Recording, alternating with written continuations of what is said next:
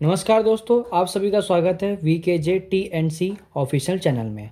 दोस्तों, आज से हम शुरू करने जा रहे हैं बेसिक से एडवांस इंग्लिश कोर्स और आज उसका डे 1 है। जीरो से हीरो बनने तक का ये सफ़र है, ठीक है। तो सबसे पहले हम लोग इंग्लिश में ही समझेंगे कि इंग्लिश क्या होता है। दोस्तों, इंग्लिश जो है ये एक क्या लैंग्वेज है जिसको हम बोलते भी हैं और इसको हम लिखते भी हैं। इतना समझ में आ गया। तो सबसे पहले हमें इंग्लिश में ही समझना पड़ेगा अल्फ़ाबेट्स।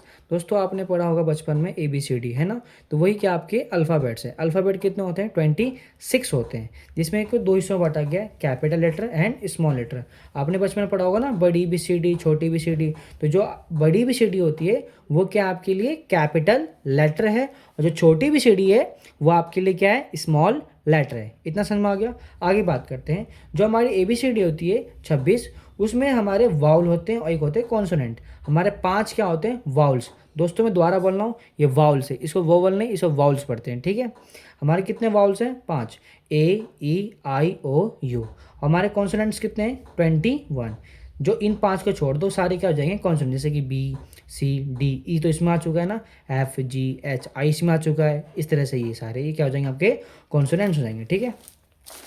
अब हमें समझना है इंग्लिश सबसे पहले होते हैं लेटर। हम क्या पढ़ते हैं? लेटर। लेटर मतलब आप जैसे आपने पढ़ा ए। अब ए पूछे ए क्या है? लेटर है। B क्या है? लेटर है। C क्या है? लेटर है। D क्या है? लेटर है। दोस्तों, जब हम लेटर को जोड़ेंगे तो क्या बनेगा? वर्ड। क्या बनेगा? वर्ड। तो combination of letter is called word. इतना समझ में आ गया। दोस्तों, वर्ड का मतलब क्या होता है? वर्ड का मतलब जिसका कोई मतलब हो। वर्ड का मतलब क्या होता है? जिसका कोई मतलब हो। जैसे कि आपने लिखा CAT, कैट। कैट का मतलब पता ही होना क्या होता है? बिल्ली। कैट मतलब क्या होता है? बिल्ली। तो वर्ड का मतलब क्या होता है? जिसका कोई मतलब होता है। ये नहीं आप किसी को भी जोड़ दोगे और उसका मतलब वर्ड हो जाएगा, नहीं, ऐसा नहीं। जैसे अब आपने बचपन में पढ़ा होगा पानी वानी, तो पानी तो समझ में आ रहा है, लेकिन वानी क्या है? चाय वाय लिया हो, आपने सुना होगा ना, चाय वाय लिया हो। चाय तो समझ, वाई क्या है? तो ये वर्ड आपका नहीं कहलाएगा, समझ में आया? जिसको हिंदी में क्या कहते हैं? शब्द। जब हम वर्ड को जोड़ेंगे तो क्या बनेगा? फ्रेसेस बनेगा। और फ्रेसेस को जोड़ेंगे तो क्या बनेगा? क्लाउसेस बनेगा। और क्लाउसेस को जोड़ेंगे क्या बनेगा? सेंटेंस, यानी कि वाक्य। और हमें यही सीखना है, वाक्य। दोस्तों, वाक्य सीखने से सबसे पहले हमें समझना पड़ेगा सब्जेक्ट्स। वाक्य को सीखने से सबसे पहले क्या सीखना पड़ेगा आपको? सब्जेक्ट सीखने पड़ेंगे। सब्जेक्ट को हिंदी में करते हैं कर्ता। सब्जेक्ट का मतलब क्या होता है?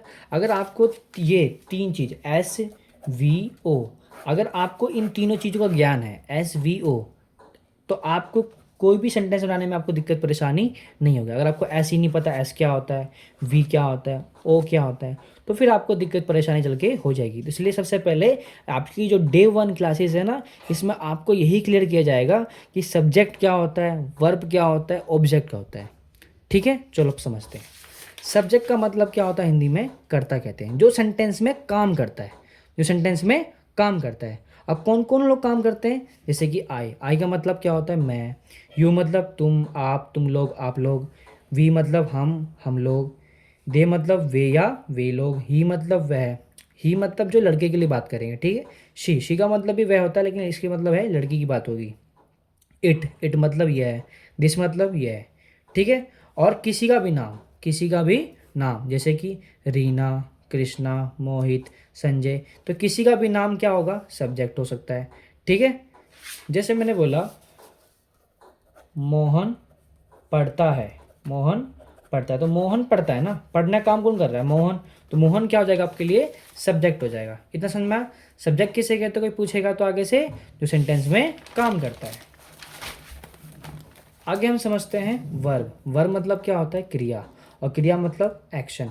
वर्ब मतलब क्रिया, जैसे वर्ब क्या है? के लिए एक्शन है। अब एक्शन करते हो ना, जैसे भी आप मान लो हाथ हिला रहे हो, हैं, पेड़ हिलता है, तो ये एक तरह से क्या होता है? एक्शन होता है, जो अपनी मतलब पोजीशन क्या करती है? चेंज करती है। एक्शन तो वो कहलाते हैं। और वर्ब को पहचानने का एक और तरीका है, जो सेंटेंस में काम होता है। जैसे सेंटेंस में काम किसी चीज़ का हो रहा है, जैसे पढ़ने का हो रहा है, लिखने का हो रहा है, बोलने का हो रहा है, जानने का हो रहा है, तो वो भी क्या एक तरह से वर्ब है, ठीक है। वर्ब को पहचानने की एक और ट्रिक है, क्या? जिसके लास्ट में क्या होता है? ना होता हो। जैसे खेलना, बोलना, पढ़ना, जानना, है ना। आप कुछ बच्चों का डाउट आएगा कि सर मेरे दोस्त का नाम है कि मुन्ना, तो उसके लास्ट में क्या आ गया? ना। तो ये क्या वर्ब है? नहीं नहीं नहीं, ये तो नाम हो गया ना किसी का। तो वर्ब क्या है, जैसे जिसको कि एक्शन हो, जो सेंटेंस में काम होता है, जैसे पढ़ने का, लिखने का। समझ में आ गया। अब बात करते हैं ऑब्जेक्ट। जो सबसे मेन पंगा फंसता है वो फंसता है ऑब्जेक्ट पे। सब्जेक्ट समझ में आता है सबको, वर्ब समझ में आता है, लेकिन बहुत से लोगों को समझ नहीं आता ऑब्जेक्ट क्या होता है। तो बहुत सिंपल सी भाषा में, और आगे से कोई पूछेगा आपसे कि ऑब्जेक्ट किसे कहते हैं, बोला effect of subject is called object. बात खत्म। समझ में आई। Effect of subject is called object. और इसको मेरी भाषा में इसको पंगा भी कहते हैं। अच्छा, मैंने पंगा क्यों बोला, क्योंकि जो ऑब्जेक्ट है ना, ये सेंटेंस में कई बार आते भी हैं और नहीं भी आते। समझ में। ऑब्जेक्ट को मैंने पंगा क्यों बोला, ये सेंटेंस में कई बार आते भी हैं और नहीं भी आते। जैसे मैंने लिखा राम सोहन को पीटता है, राम सोहन को पीटता है। तो देखो इफेक्ट ऑफ सब्जेक्ट। अच्छा, इसमें राम तो पीट रहा है, अब किसको पीट रहा है, सोहन को। तो असर तो किस पे पड़ेगा, सोहन को ही पड़ेगा ना। मान लो मैंने तुम्हें पीटा, तो मैंने तुम्हें पीटा, तो मैंने पीटा तुम्हें, तो मैं तो पीट रहा हूँ, और असर किस पे पड़ेगा, आप लोगों को पड़ेगा ना। तो effect of subject is called object. जैसे मान लो एक और मैंने बोला मैंने गेंद फेंका, मैंने गेंद फेंका, तो गेंद तो मैंने फेंका, है ना। असर किसे पड़ेगा, गेंद पे। ठीक है। अच्छा, एक से एक और है, मैंने तुम्हें पढ़ाया, मैंने तुम्हें पढ़ाया। तो आप कमेंट में बताओ कि इसमें ऑब्जेक्ट क्या है। ठीक है। और इसमें आपको ये भी बताना है कि सब्जेक्ट कौन है, वर्ब कौन है और ऑब्जेक्ट कौन है। जैसे मैं कि देखो राम सोहन को पीटता है, तो इसमें जो राम है, राम आपके लिए क्या हो गया बताओ, ये तो सब्जेक्ट हो गया। पीटना, पीटना तो क्या हो गया, वर्ब हो गया। और सोहन क्या हो जाएगा आपके लिए, ऑब्जेक्ट हो जाएगा। तो आपने SVO को ढूंढ लिया। इस तरह से इसमें मैंने गेंद फेंका, मैंने तो क्या हो गया, सब्जेक्ट हो गया। फेंका क्या हो गया आपके लिए, वर्ब हो गया। गेंद क्या हो गया आपके लिए, ऑब्जेक्ट हो गया। तो इस तरह से आप मुझे बताओगे मैंने तुम्हें पढ़ाया, इसमें कौन सब्जेक्ट है, कौन वर्ब है और कौन ऑब्जेक्ट है। ठीक है। Thank you.